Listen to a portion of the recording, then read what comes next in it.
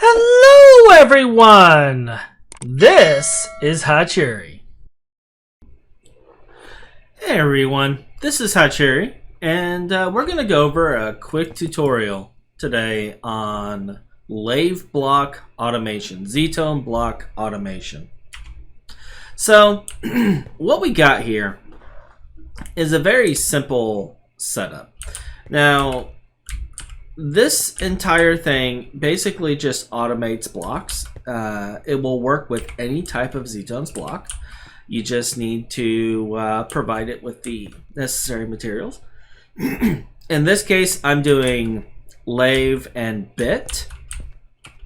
But you can pretty much do anything. Like, you can provide it with any other source and it will craft it.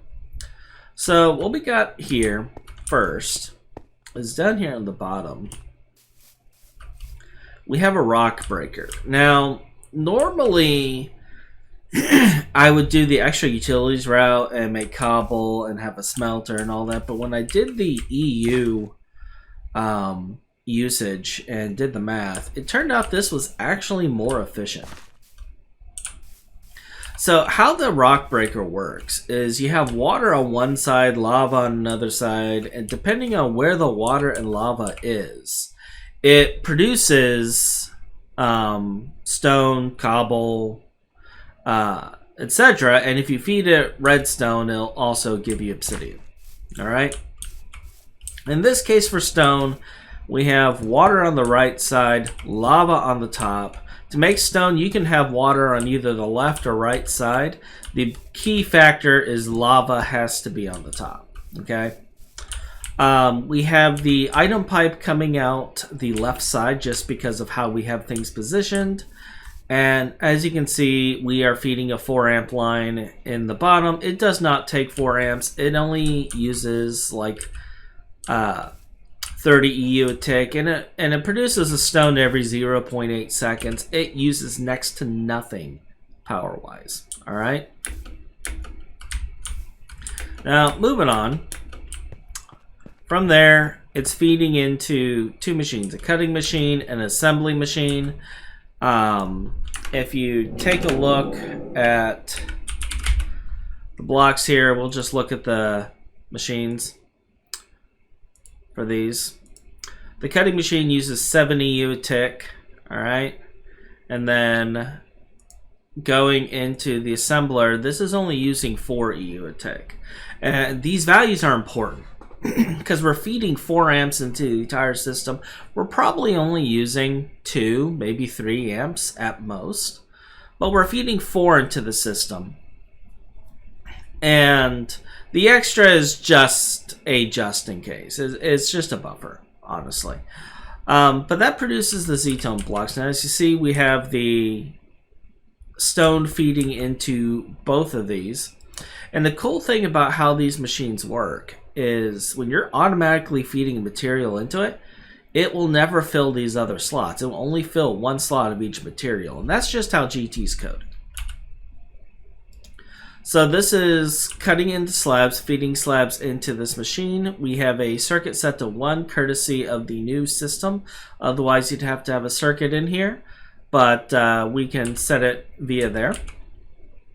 And then that feeds into this drawer.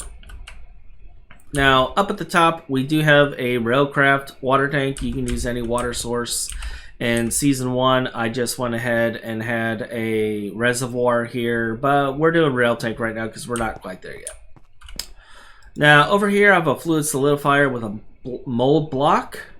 Taking water, turning it into snow. We got a compressor, taking the snow into ice, feeding that down into the assembly machine. Now, in here, if you notice, we have a 0 circuit because we can't set 0 here. So we have a 0 circuit in there, and that produces lathe at setting 0. And then that spits it out into the drawer.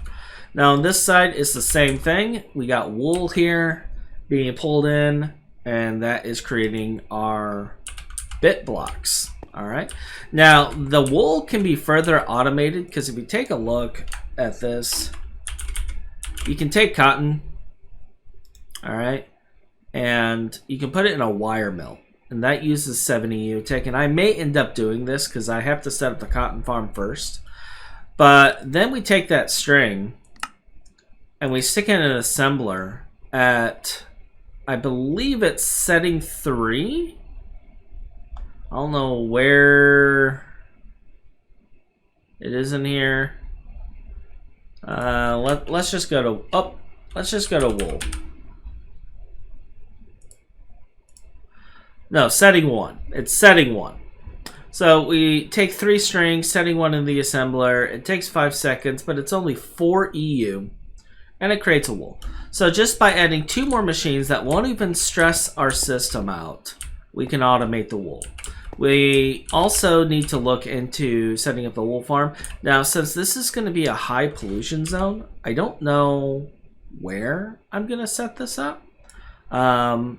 I might set it up over here somewhere. And I could possibly connect it to the line.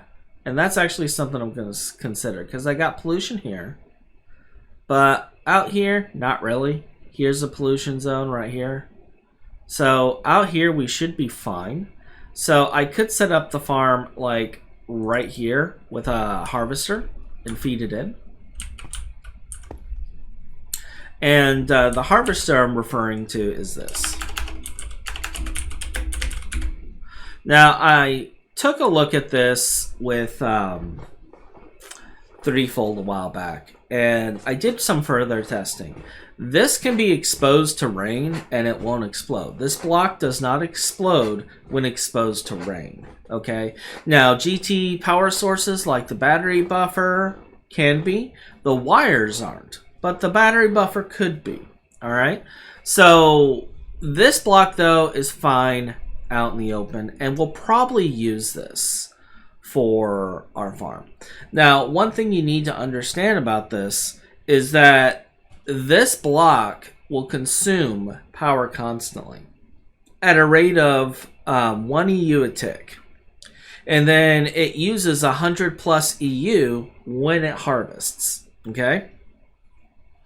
So you do want to have a battery buffer, and you do want to have power going to it constantly. It will always use power, but outside of that, you don't really have to worry about it. The second option is a forestry farm using the farming blocks. That is an alternate option, but with this one, you're going to need an intricate circuit, because you need to set it to a manual vegetable farm in order for it to interact correctly with the cotton crop. All right? With the farming station, again, you're going to have to set up something to get seeds back, because it won't replant the cotton, and it will break the crop. Plus, that's HV, or at least MV. So I'm most likely going to set up a crop harvester for this and automate it. But like I said, you can just have the 2 machines there and extend the power line up, and it won't do a thing. It will work just fine. But that was a short tutorial on this setup. I'll leave it to you guys on how you would want to modify it. Now, I know, like when I was building it before, I was doing Workbench, I did some adjustments based on the things I saw, and these assemblers are just much more efficient in the end. It's more expensive, but more efficient. And I think this just works so much better. So much better. So, with that, have a wonderful day, and I'll see you all later. Goodbye. Well, that's all for today. Please subscribe, like, and comment down below and tell me your thoughts. And until next time, have a wonderful day. Goodbye.